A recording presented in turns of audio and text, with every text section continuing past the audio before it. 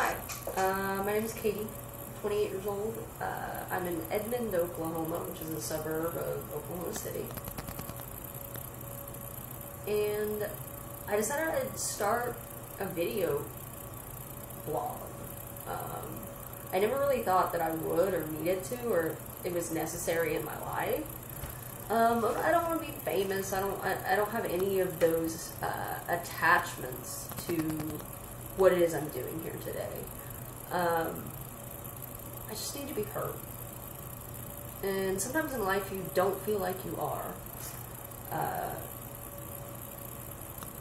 It's not your fault.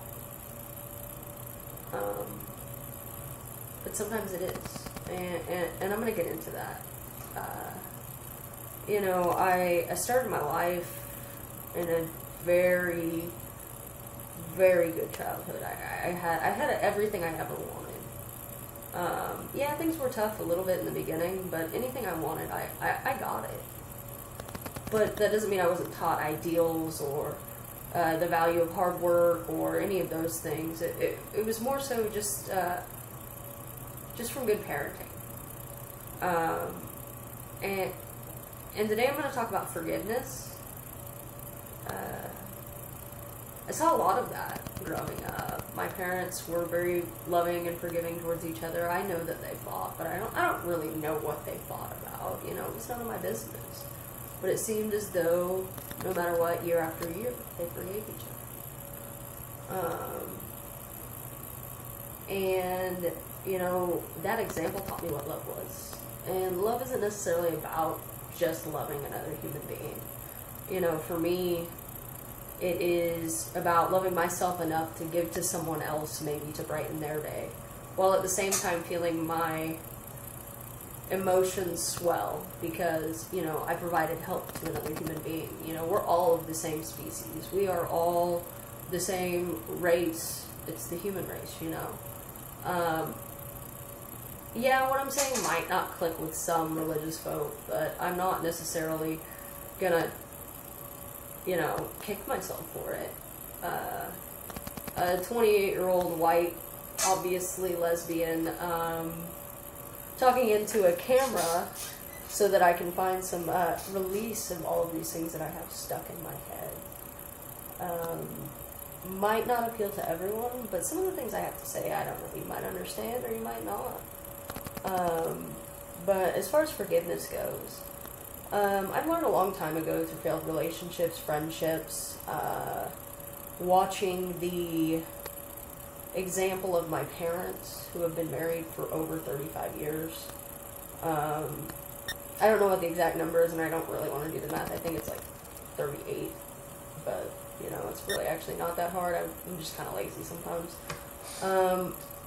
And what I've learned from it is that forgiveness is, it's more of an inside job than an outside job. It's not necessarily granting another human being, assurance, telling them, oh, it's okay though, I'm going to be okay, that you did this to me, that you hurt my feelings, that you, whatever, lied to me, cheated on me, whatever it could be, stiffed me, it doesn't matter, slighted me, were angry towards me, anything that could hurt your feelings or your own self-esteem, it's more about you allowing yourself to heal and move on from that situation, than it is simply telling someone else for their own good, and that's the thing about forgiveness, is that it's for you, and you're allowed to do it, and you need to do it because it'll make you feel better. Several different religions look at forgiveness in a different way, and I'm not necessarily primarily a Christian or a Buddhist or anything like that. I appreciate all spiritualities and routes of that. I came about spirituality through some tough times, and I didn't know how to cope, and I was, using drugs and getting into, really bad toxic relationships to try and fix me, when I knew the whole time that the problem was within me and I needed to change that. I used to get so angry at people. I used to think that they could never change, or that, they didn't deserve to be forgiven. They didn't deserve my forgiveness. Well, who am I to say that they don't deserve my forgiveness? Who am I to say that? Because all I'm doing is holding on to negative emotions that are affecting me negatively. And why would I want anything negative in my life?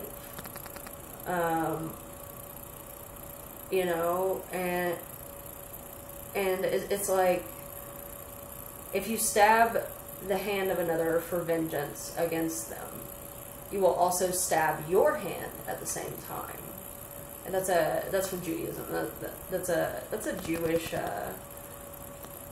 kind of outlook on forgiveness.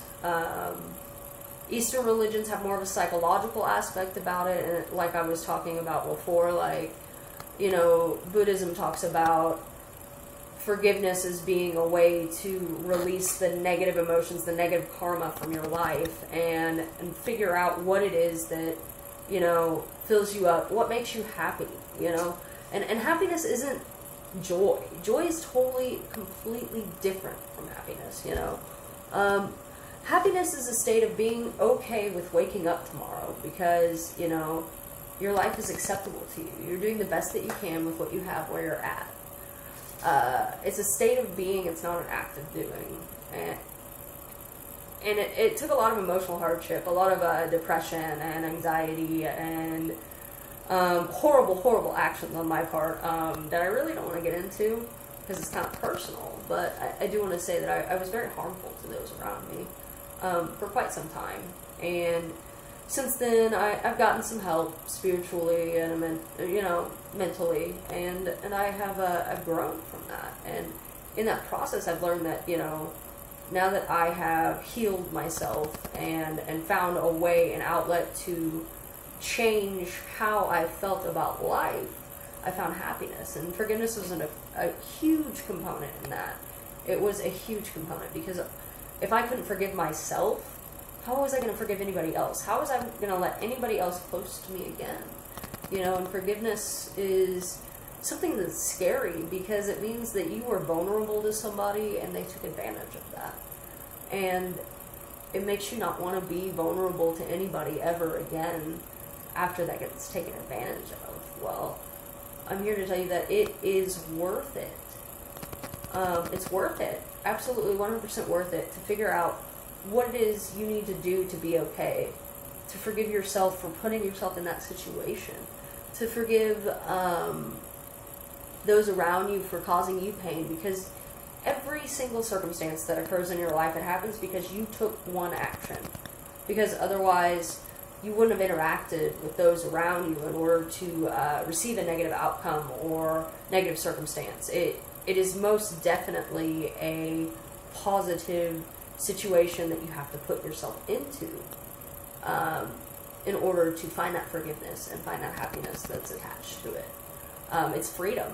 According to the Christian religion, any of the sects, pretty much all of them, except for maybe Catholicism, but I mean, you're going to hell anyway.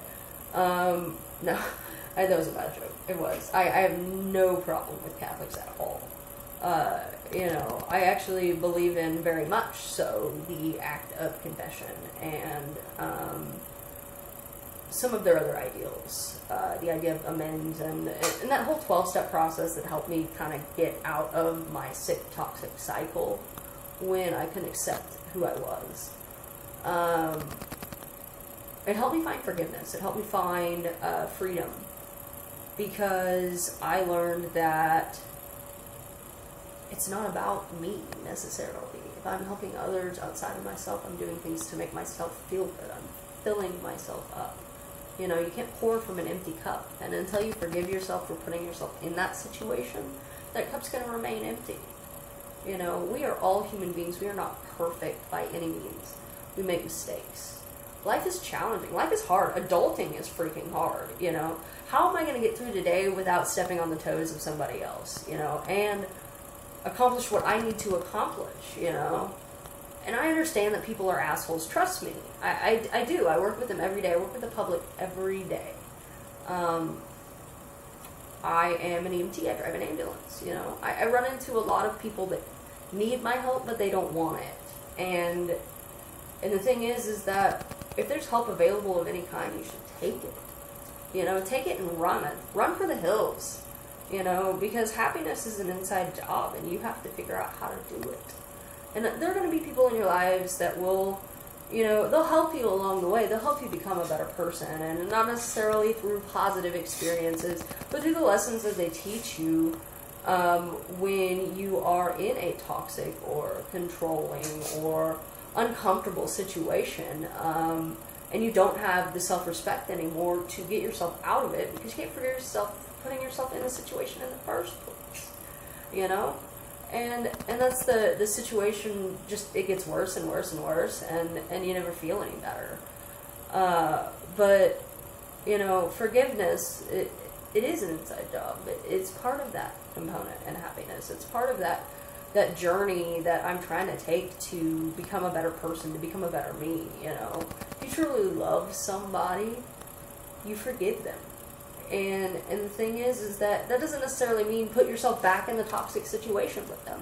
It means you forgive yourself for putting yourself in that situation. And you forgive yourself for all of the negative interactions that you had with them, all of the knockdown, drag-out fights, the screaming, the temper tantrums, whatever, you know. Even with some people as far as, like, domestic abuse goes. But, you know, what you really got to understand is that until you can be okay with you, you can't be okay with anybody else.